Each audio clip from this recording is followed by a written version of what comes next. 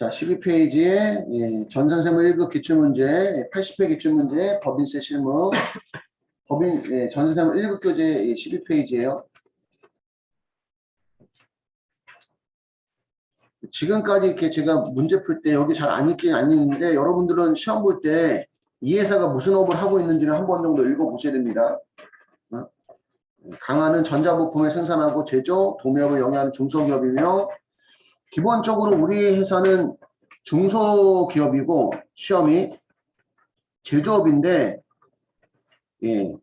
일부러 이제 시험 문제에서 중소기업이 아니라고 가정한다 이렇게 나올 때도 있죠, 그지? 그런 것도 잘 봐야 되고 그 다음에 뭐 제조업이 아니라 여기 한해서만 뭐 음식업으로 봐라 이렇게 나올 때도 있기 때문에 그런 부분들도 놓치면 안 됩니다. 당해 사업연도는 바꿔놨나? 18기 사업연도는 2022년 1월 1일부터 2022년 12월 31일까지이고 법인 세무조정 메뉴를 이용해서 재무회계 기장자료와 제시된 보충자료에 의해서 당해 사업연도에 세무조정하시오. 회사 선택 시 유의하라는 얘기는 앞에서 일반전표, 매입매천표, 결산전표, 부가세, 소득세에 대한 그 코드번호하고 법인세 실무에 대한 코드번호가 다르다는 얘기예요. 바꿔주라는 얘기입니다. 코드번호를. 접대비 조정명세서, 외화자산 평가 차손의 조정명세서, 재고자산 평가 조정명세서, 소득금액 조정합계표, 자본금과 적립금 조정명세서, 가표를 작성하래요. 1번. 우리 그 전에 법인세 실무 연습할 때는 공식을 적었었는데 지금부터는 공식은 가능하면 안 적을 거예요. 그러니까 여러분들이 공식은 필요하면 찾아봐야 돼.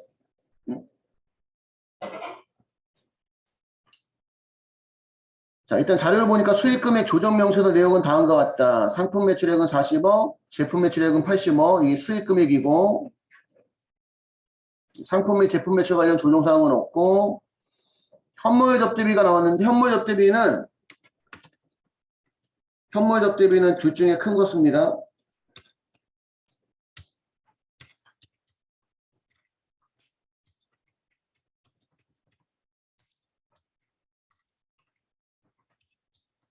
원가 400만원에 부가세 50만원을 더한 450만원과 시가 500만원에 부가세 50만원을 더한 550만원과 둘 중에 큰 것이니까 접대비가 550만원이 돼야 돼요. 그치? 근데 접대비가 지금 얼마 잡혀있지? 450만원 잡혀있으니까 즉 이 접대비, 이 판매비와 관리비에 100만원을 추가 입력을 해주셔야 돼요. 그 전에 여러분들 풀었던 문제는 저기 접대비가 아니라 복리후생비라고 처리되어 있다. 그러면 복리후생비에 그냥 550만원 넣으면 되는 거였거든. 근데 이번에는 개정 과목이 뭐로 돼 있어? 접대비로 돼 있죠. 그럼 접대비 이미 얼마나 반영돼 있어? 450만원 이미 반영돼 있잖아. 그러니까 얼마만 더 추가해줘야 돼? 100만원만 더 추가해줘야 돼. 그러니까 문제 스타일이 여러 가지라는 얘기입니다. 장부상 접대비네요. 예, 3만원 초과. 3만원 이하는 영수증을 받아도 접대비 한도 내에서 송금 인정하고 3만원 초과하는 거는 반드시 법인 명의의 세금 계산서, 신용카드 레션표, 현금 영수증을 받아야지만 접대비 한도 내에서 송금으로 인정이 되고, 그지? 3만원 초과하는 거에 대해서 임직원 카드로 결제하거나 영수증을 수취했을 때, 적격증명을 수취하지 않았을 때는 신용카드 등 미사용 접대비로 송금 불산입입니다.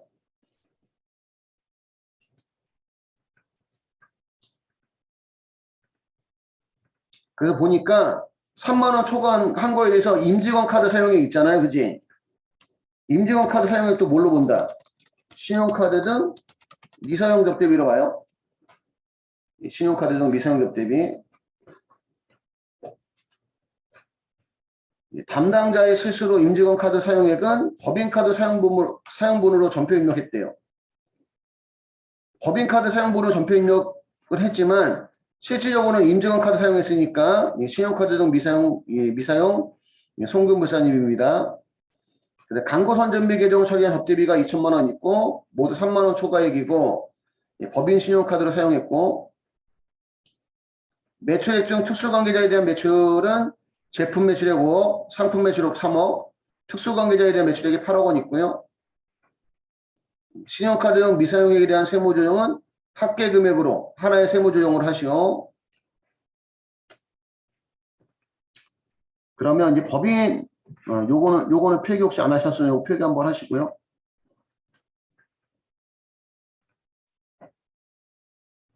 우리 법인조정 탭에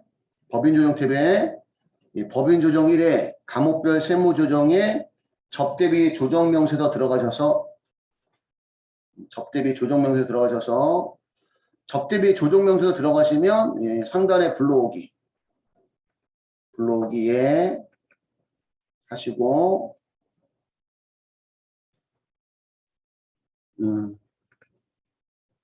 일단 수익금액은 120억입니다. 수익금액은 120억이고 요 금액 중에서 특수관계자에 대한 수익금액이 제품 매출액 5억, 상품 매출액 3억이니까 특수관계인 간 거래금액에 8억 넣어주시면 돼요. 특수관계인 간 거래금액에 8억 넣어주면 일반 수익금액이 11억 112억으로 바뀌고 그 다음에 접대비 제조원가가 4,530만원, 접대비 판매비와 관리비가 3,050만원인데 현물 접대비, 그지? 현물 접대비로 인해서 접대비 판에 450만원 들어가 있는데 얼마 더 추가해줘야 돼요? 100만원 더 추가해줘야 되죠. 그러면 접대비 판매비와 관리비가 3,150만원이 되고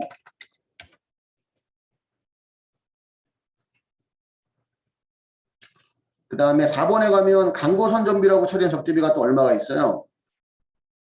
2천만 원 있죠.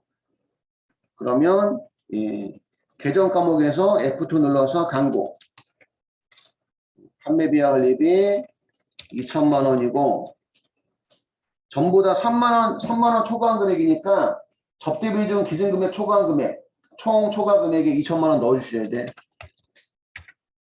전부 다 법인카드 긁었기 때문에 신용카드 등 미사용한 금액은 없어요. 광고 선전비는. 여기까지 됐을까요? 여기까지 됐고 그 다음에 접대비 판매비와 관리비 중에 3만원 초과가 얼마인데 3만원 초과가 3천만 원이죠. 그러면 여기가 원래 얼마가 돼야 돼? 총 초과 금액이 얼마가 돼야 돼요? 3천만 원이 돼야 돼요. 3만원 초과한 금액. 근데 금액이 아까 달랐던 이유가 뭐냐면 이때 나왔던 문제하고 최근에 이게 법이 바뀌어서 접대비 한도가 바뀌는 접대비 증빙을 갖춰야 되는 한도가 바뀌는 바람에 그 부분까지 제가 다 수정을 못해서 그래요. 그 부분까지. 시험에서 맞춰서 나올 거예요. 하여튼 여기가 금액이 3천이 안 되면 3천만 원 넣어주시면 돼요. 어쨌든. 그래서 그전에도 얘기했지만 여기 금액하고 여기 접대비 해당 금액하고는 일치하지 않을 수도 있다. 그지? 여기는 3만 원 이하도 포함이 되고 여기는 3만 원 초과만 들어가고 이해할까요? 3천만 원인데 그중에 신용카드 안 쓴 게 얼마 있어요? 1,000만 원 있다는 거지. 아 여기지. 미안해요. 500만 원. 500만 원 있다는 얘기입니다. 그럼 신용카드 등 미사용 금액에 500만 원 넣어주시면 되고 됐을까요? 넣어주시면 되고 우리 그전에 풀었던 문제는 여기 신용카드 등 미사용 금액이 자동 떴는데 자동으로 안 뜬 이유가 뭐냐면 담당자의 실수로 임직원 카드 사용한 금액은 그 신용카드 등 미사용 금액을 넣어줘야 되는데 그렇게 안 넣고 전부 다 법인카드 사용한 금액을 넣어줬기 때문에 안 떴다는 얘기야. 그러니까 자동으로 안 뜨면 우리가 이게 넣어줘야 된다는 얘기입니다. 결과적으로. 그 다음에 접대비 제조 경비는 4,500만 원, 3만 원 초과액이 4,500만 원, 3만 원 초과액이 그 중에 임직원 카드, 신용카드 안 쓴 게 얼마? 1,000만 원 있다는 거지. 1,000만 원 넣어주시고 이해 갔을까요? 여기다가 뭐 써야 되는지 이해 가시죠? 3만원 초과하는 금액 쓰고 3만원 초과한 금액 중에서 신용카드 안 쓴 거. 경조사비 중 기준금액 초과액은 여기 20만원 초과하는 경조사비 쓰고 20만원 초과하는 경조사비 중 신용카드 안 쓴 거. 됐어요? 여기까지? 응. 접대비 계상액 중 사적 사용 경비나 증빙불비는 없고요. 접대비 해당 금액이 9,680만 원이고 신용카드 등 미사용한 금액이 1,500만 원이고 나머지는 이 접대비 준용 갑질하면 알아서 계산해 줍니다. 접대비 해당 금액 9,680만 원, 신용카드 등 안 쓴 거 1,500만 원, 차감 접대비 해당액이 8,180만 원. 접대비 한도액이 6,856만 원이니까 1,324만 원은 한도 초과했다. 이런 얘기예요. 하단에. 저장하시고 왼쪽 상단에 조정 등록. 입금사님 및 송금불산입의 접대. 접대비 중 신용카드 등 미사용액 1,500만 원은 송금불산입 기타 사유이춘 접대비 한도 초과액 1,324만 원은 송금불산입 기타 사회이출 처리해 주시면 됩니다.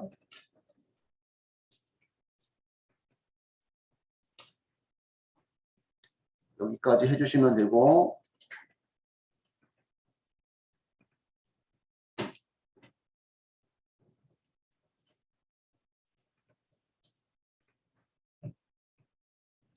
자, 두 번째 13페이지 2번 다음 자료에 의해서 외화자산 등 평가차손이 조정명세 갑을을 작성하고 세무조정을 해서 소득금액 조정합계표에 반영하시오.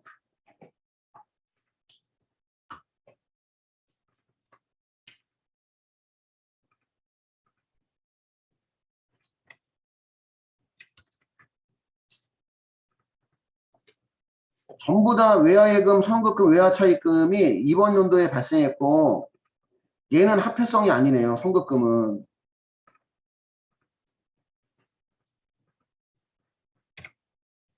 우리 합회성이라는 것은 그 돈으로 화폐로 지급을 해야 되거나 화폐로 받아야 되는 게 합회성이잖아. 그지?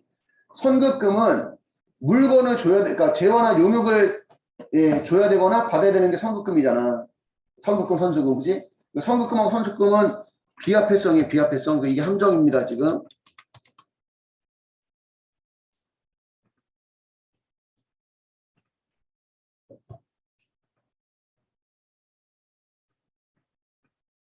그전에도 얘기했지만 여러분 합회성 채권 채무는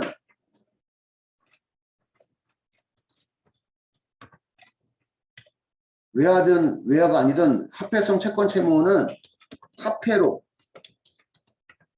지급 또는 수취해야 되는 채권 채무를 우리가 합회성 채권 채무라고 얘기하는 겁니다. 선급금 또는 선급비용, 선수금 또는 선수수익은 비합회성 채권 채무이기 때문에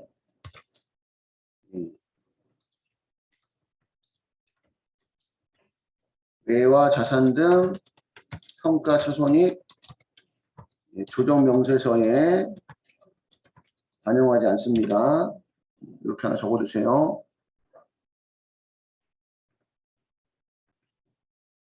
선급금하고 선수금은 비합회성이라는 거. 그래서 외화예금하고 외화차입금만 해주셔야 되고 위의 자료 단기 외화자산과 외화부채는 위의 자료뿐이며 모두 단기에 발생하였다. 전년도에는 평가한 게 없다는 얘기예요. 그치? 전년도에 평가한 게 있으면 더 어려워요. 조금 더. 선급금은 원재료 수입을 위해서 미리 지급한 금액이다. 그러니까 원재료를 받을 권리라는 얘기죠. 원재료를. 그러니까 합회성이 아니라는 얘기예요. 발생 시 적용 환율은 일반 기업회계율과 법인세법상 환율이 동일하고 당사는 외화자산과 외화부채에 대해서 평가손익을 계상하지 않았다. 그러니까 지금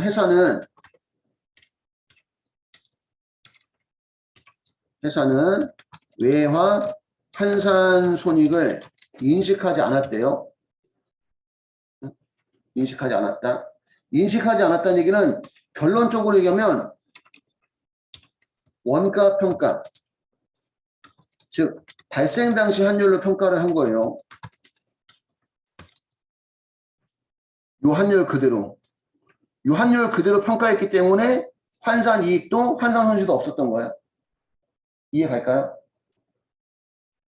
기말 환율로 평가하게 되면 발생 당시 환율하고 차이가 있어서 환산 이익, 환산 손실 나올 텐데 환산 이익, 환산 손실을 인식하지 않았다는 얘기는 발생 당시 환율로 평가했기 때문에 환산 손실과 환산 이익이 없었다는 얘기입니다.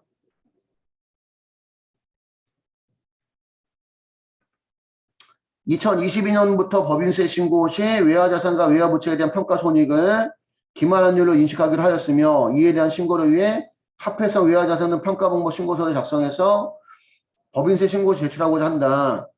그러니까 외화자산 등 평가처손의 조정명세서를 작성해서 법인세 신고할 때 작성해서 제출하면 그거 이제 기말 마감 환율로 평가하겠다고 신고하게 된다는 얘기예요. 저거 자체가. 세무조정은 각 자산 부채별로 한대요.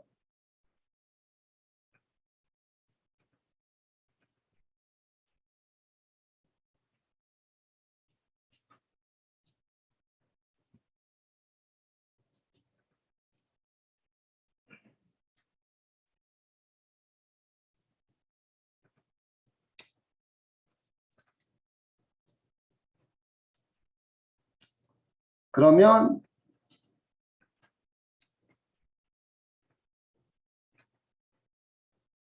프로그램에 들어가봐요. 프로그램에 들어가셔서 과목별 세무조정에 밑에서 세 번째 외화자산 등 평가처손익 조정명세서 들어가셔서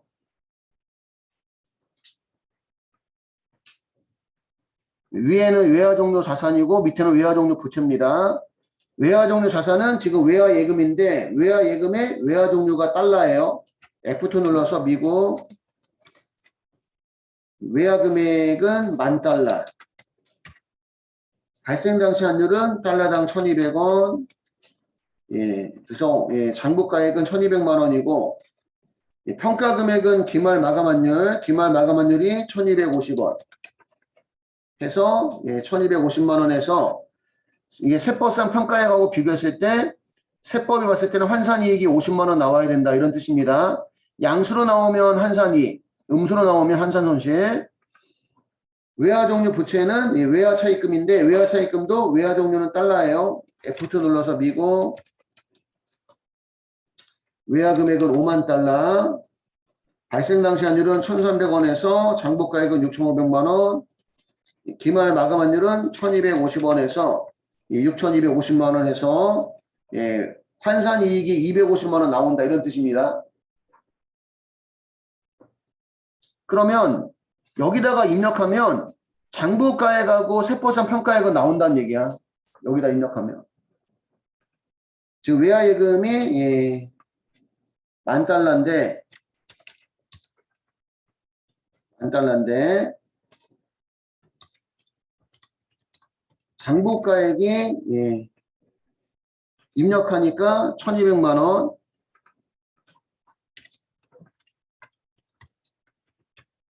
그 다음에 세법상 평가액이 1,250만 원. 해서 환산이익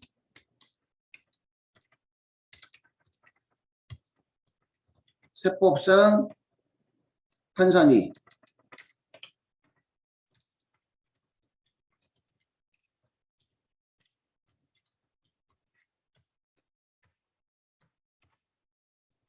이렇게 나왔는데 회사 평가액도 1,200만 원으로 평가를 했기 때문에 회사는 환산손익을 인식하지 않았다는 거예요. 회사가 아무런 환산손익을 인식하지 않았다는 얘기는 장부가액 그대로 평가했기 때문에 그런 거야. 그 부분 이해할까요? 무슨 얘기인지? 아예 아무것도 안 했으면 장부가액하고 회사평가액하고 1200만 원 차이가 나지. 그지? 무슨 뜻인지 이해할까요? 환산손익이 안 나왔다는 얘기는 회사가 1200만 원 그대로 놔뒀기 때문에 환산손익이 안 나왔다는 얘기입니다.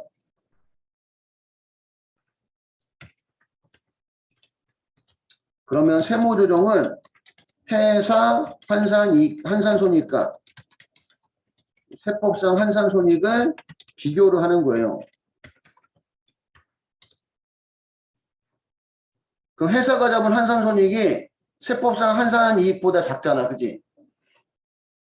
그러면 이제 환산이익 가속 50만 원이고 세법대로 해주려면 이익을 크게 해야 되니까 이제 입금산입 유보 발생이 되는 거고요.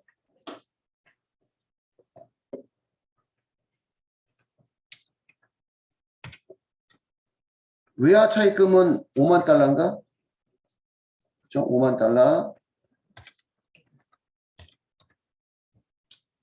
외화 차입금 5만 달러인데 장부가액은 6,500만 원, 세법상 평가액은 6,250만 원입니다. 장부가액은 6,500만 원,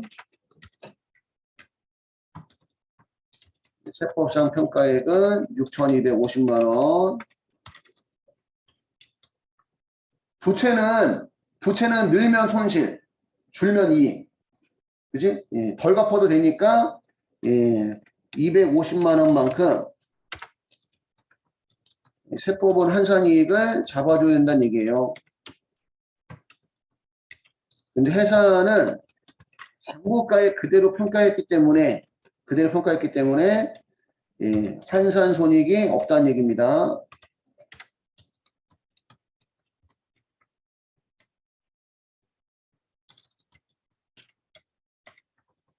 그러면 세무조정이 나오는데 세무조정은 회사 환산손익과 세법상 환산손익을 비교를 하는 거예요. 여기 또 환산이익 과소가 되겠죠. 250만 원. 환산이익이 과소니까 입금산입 유보 발생이 되는 겁니다. 여기까지 정리 한번 해주세요. 여기 이제 외화자산 부채의 평가 일치하고 이제 환율조정차 대등 갑질하시면 지금 회사 그 세법은 환산이익이 300만 원 나와야 된다는 거야. 세법은 외화예금 50만 원, 외화차입금 250만 원에서 300만 원 환산이익이 나와야 된다. 근데 회사는 환산이익 잡았다 안 잡았다? 안 잡았다는 거지. 0, 그지? 0 쳐봐야 0도 안 지키는구나. 그러면 저장하시고 왼쪽 상단에 무슨 등록? 조정? 등록 누르면 입금 선입에 300만 원 떠 있는데 각각 하래요. 각각. 그러면 직접 입력 하셔서 감옥란에 환산이익 외화예금 환산이익 50만 원 입금산입 유보 발생 그 다음에 외화 차입금 환산이익 외화 차입금 감옥은 채점하지 않으니까 뭐 외화 차입금 환산이익 하든지 뭐 상관은 없어요. 250만 원 입금산입 유보 발생 이렇게 각각 해달라는 얘기입니다. 각각. 아니면 그냥 외화예금, 외화차입금만 적어도 상관은 없어요. 됐을까요? 종료하시고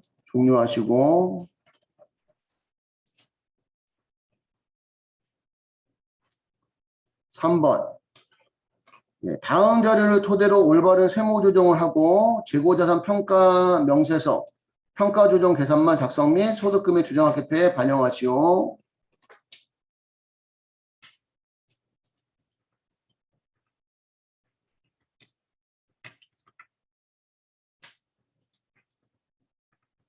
상품에 대한 평가 방법을 당초 적법한 신고기한인 2007년 3월 31일에 총평균법으로 신고했대요. 상품에 대해서. 평가 방법 변경 신고를 하지 아니하고 제14기의 기말 상품은 후입선출법 평가였으며 그 금액은 70만 원이었다. 그럼 얘는 그 전에 무슨 법으로 신고를 하고 총평균법으로 신고를 하고 변경 신고를 하지 아니하고 변경을 했잖아. 그지? 맞아요? 그럼 이걸 우리가 무슨 변경이라 얘기하는 거야? 임의 변경이라 얘기하는 거지. 임의 변경. 변경 신고를 늦게 변경한 경우도 임의 변경이 들어가지만 변경 신고를 안 하고 방법을 바꾼 것도 무슨 변경이 들어간다? 임의 변경이 들어갑니다.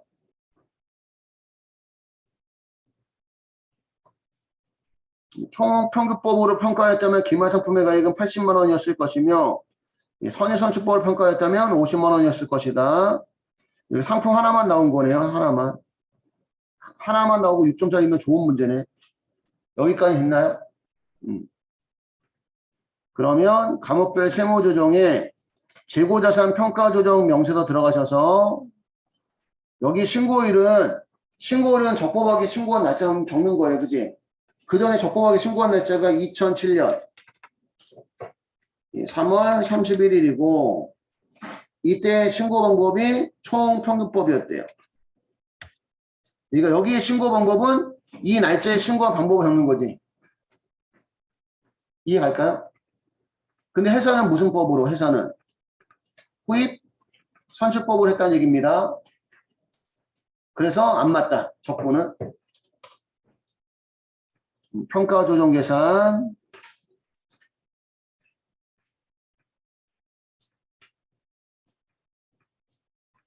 과목은 F2 눌러서 상품. 회사는 후입선출법. 회사는 후입선출법에 의해서 70만 원으로 평가를 했어요. 세법상 신고한 방법은 총평균법에 의해서 80만 원. 그 다음에 여기 선의선출법. 선의선출법은 무신고했거나 임의 변경한 경우에 선의선출법 또 넣는 거야. 그지? 얘도 무슨 변경이니까? 임의 변경이니까 선의선출법 넣어주셔야 돼요. 선의선출법이 50만 원. 임의 변경한 경우는 당초 적법하게 신고한 방법 총평균법 80만 원과 무신고시 평가 방법 선의선출법 50만 원과 둘 중에 큰 금액을 세법상 평가액으로 해요. 둘 중에 큰 금액이면 80만 원이죠. 80만 원하고 회사가 평가한 금액을 이제 비교한다는 거지. 둘 중에 큰 금액하고 회사가 평가한 금액. 그 회사가 잡은 70만 원이 세법상 상품보다 작게 잡혔잖아. 그지? 그 상품을 올려줘야 되겠죠? 올려줘야 되니까 10만 원만큼 무슨 산입이 나오는 거야? 입금 산입이 나오는 거지. 음수면 송금 산입, 양수면 입금 산입. 저장하시고 왼쪽 상단에 조정 등록 눌러서 입금 산입이 송금부 산입의 상품. 재고자산 평가감이라고 적어도 상관없고요. 상품이라고 치고 엔터 치면 상품 평가감 나와요. 10만 원 입금 산입 유보 발생이 되는 겁니다.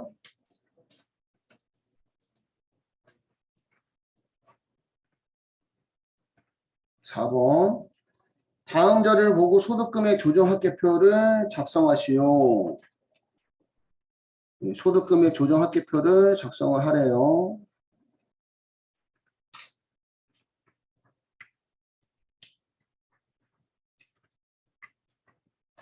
국민은행으로부터의 장기차입금 1,300만 원을 출자 전환해서 다음과 같이 회계 처리하였으며 출자 전환 시 주식 시가총액은 1,000만 원이다. 그러니까 지금 장기차입금을 없애면서 주식을 준 건데 시가총액이 1,000만 원짜리니까 여기는 이제 주식 발행 초과금 적었지만 결국은 이것도 여러분들 그 채무면제 이익이란 얘기예요. 그지?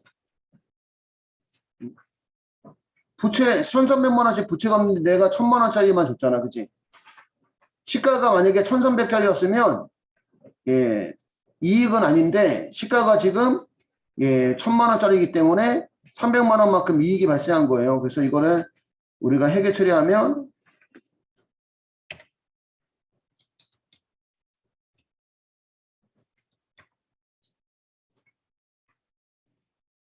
회계 처리하면 장기 차입금 1,300만 원, 자본금 1,300만 원, 300만 원이 채무 면제 이익이 된다는 얘기입니다. 결과적으로.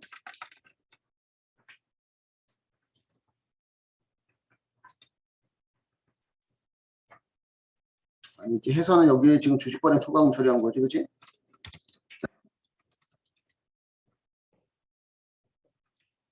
이렇게 처리했는데, 세법이 보는 관점은 1,300만 원짜리 대신에 1,000만 원만 갚았으니까 300만 원만큼이 채무 면제 이익이라는 개념으로 보겠다는 얘기예요.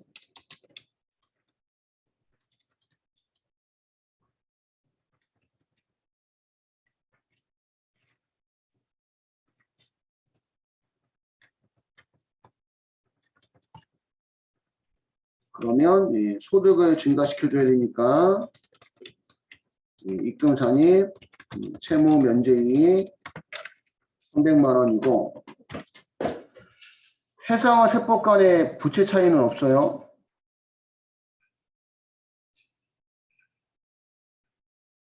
부채 차이는 없으니까 유보나 마이너스 유보는 아니고, 증가된 소득이 회사 밖으로 나가서 타인의 소득을 구성한 것도 아니죠. 그래서 소득 처분이 기타가 나와요.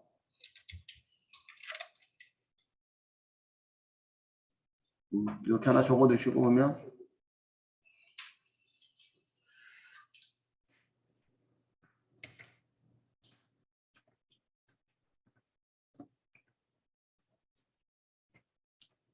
두 번째, 법인 대표이사의 개인 차량 수선비를 회사가 다음과 같이 회계 처리하였다.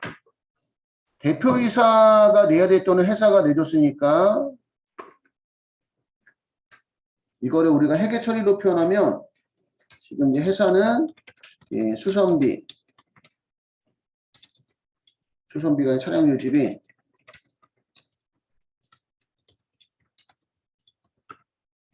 340만 원, 보통예금 340만 원 이렇게 기록을 했는데 이거는 회사가 내야 될 돈이 아니잖아, 그지? 그러면 이제 무슨 잉여금에서 잉여금에서 지급한 걸로 보는 거예요.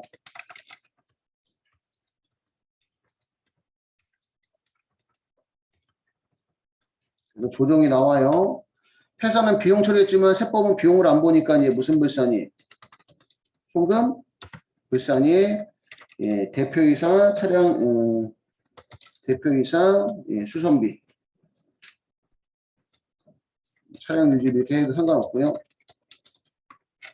340만 원이고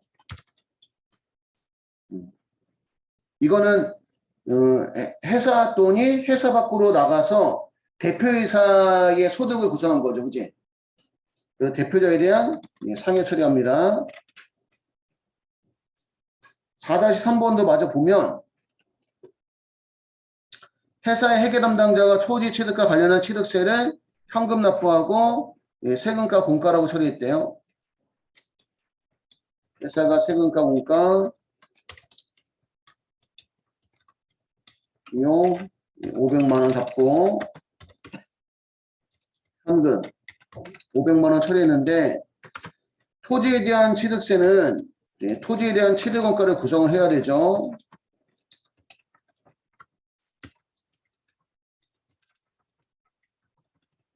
그러면 조정이 나온다는 거죠. 회사는 비용 처리했지만 세법은 비용을 안 보니까 송금 불산이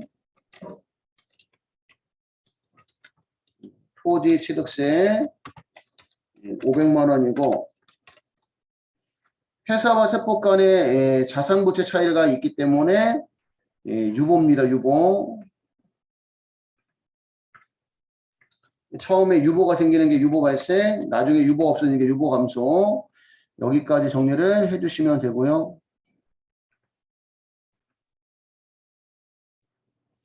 얘는 그 소득 및 가표 계산 가시면 소득금의 조정합계표 및 명세서 있어요. 소득금의 조정합계표 및 명세서 가셔서 첫 번째 거는 입금사님이 송금부사님에다가 채무. 과목이 다 안 떠요. 다 안 뜨는 것들은 직접 입력. 직접 입력 클릭하시고 과목란에다가 채무 면제이익 300만 원, 입금산입, 기타. 두 번째도 송금부산입, 대표이사, 차량 유지비 340만 원, 대표이사에 대한 상여. 토지에 대한 취득세도 입금산입에다가 또 송금부산입에다가 같은 얘기죠. 토지 취득세 500만 원, 송금부산입, 유보관세 이렇게 처리를 해주시면 되고요.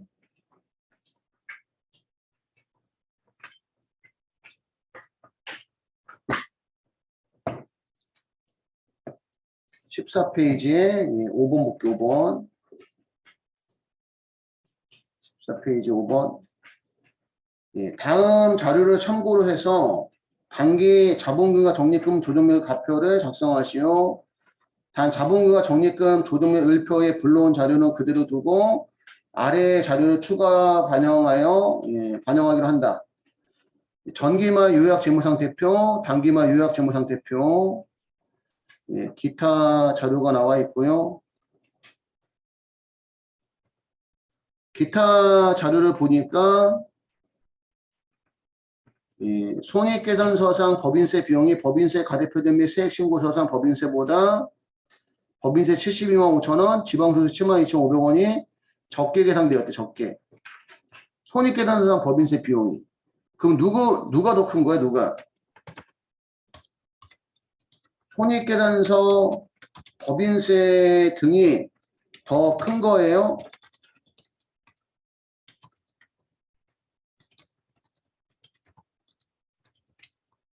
아니면 법인세 가표 및 세액신고서상 법인세가 더 큰 거예요?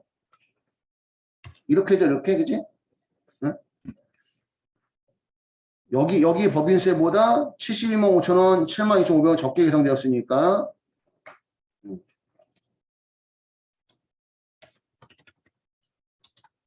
즉 법인세 가표 및 세액신고서상 법인세 비용이 증가를 한 겁니다. 증가. 여기까지만 적어주시고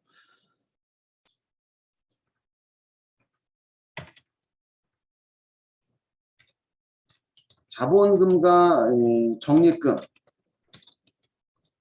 조정명세서 가표는 세법상 자본을 구하는 서식이에요.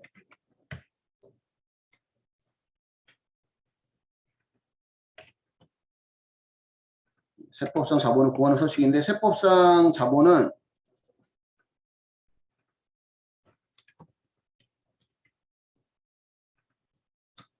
기업회계상 자본에다가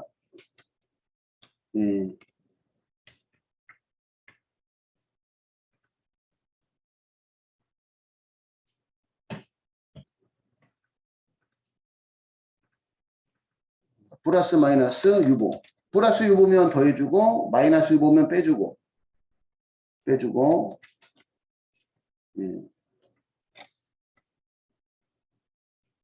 법인세 등이 감소했으면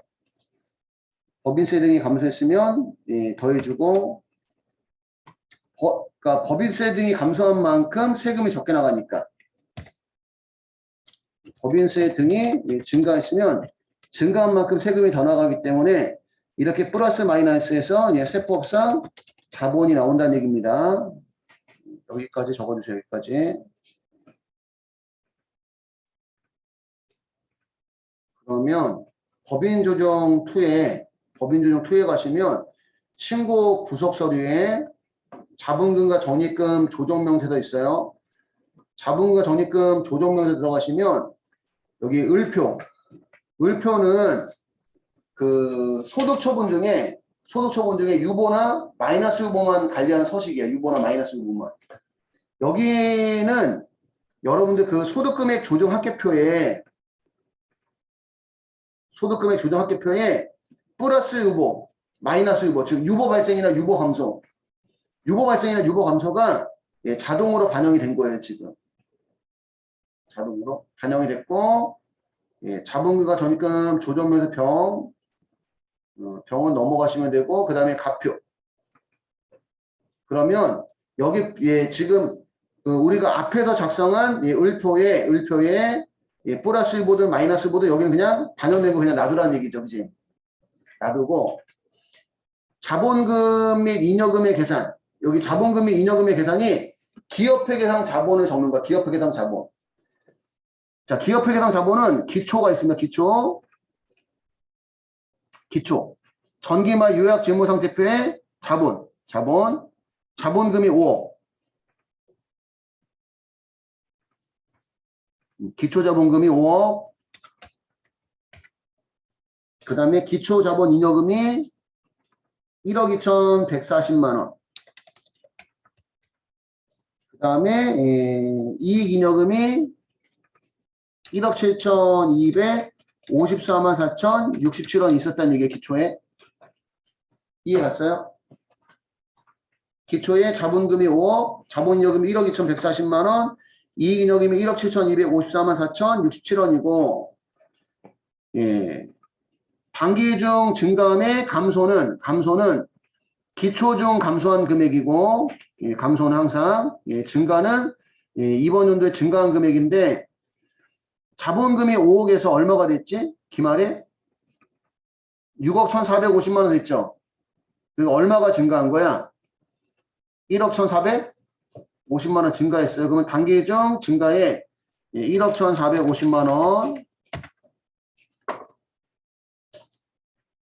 그 다음에 자본잉여금은 1억 2,140만 원이 1억 2,540만 원 됐으니까 얼마가 증가했어요? 400만 원 증가했죠? 단기 중 증가에 400만 원 적어주시면 되고, 그 다음에 이익잉여금은 이익잉여금이 엄청 차이 나네. 기말이 58억 6,278만 7,150원. 58억 6,278만 7,150원에서 기초 1억 7,254만 4,067원을 빼주면 5690-243-083이 증가했네요. 5690-243-083 5690-243-083 586-2-787-150 이렇게 나와야 된다는 게 기말이 됐을까요? 그럼 이제 기업회계상 자본은 66억 268만 7,150원이고 자본금과 적립금 조정명세서에 여기 플러스 유보는 더해주고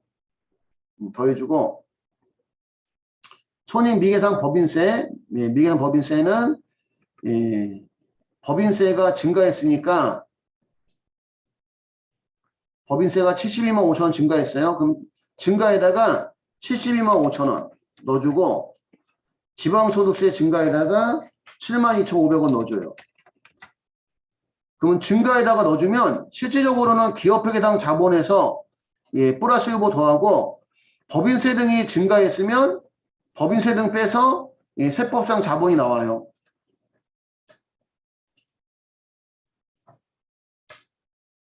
법인세가 감소했으면 여기다 음수로 넣어요. 여기다가. 항상 여기서 감소는 기초 중 감소예요. 기초 중 감소. 예, 단기의 증감은 여기 증가에다가 증가했을 때 양수로, 감소했을 때 여기 음수로 넣습니다.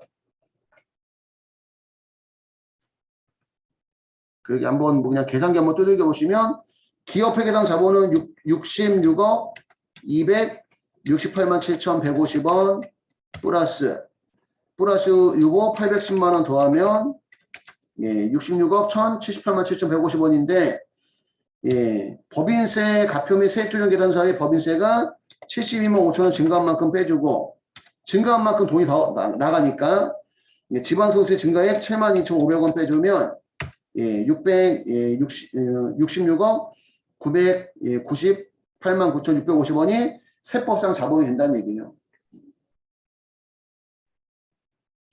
여기까지 하고 저장하시면 됩니다. 여기까지 해서 80회 법인세 실무가 다 끝났고요.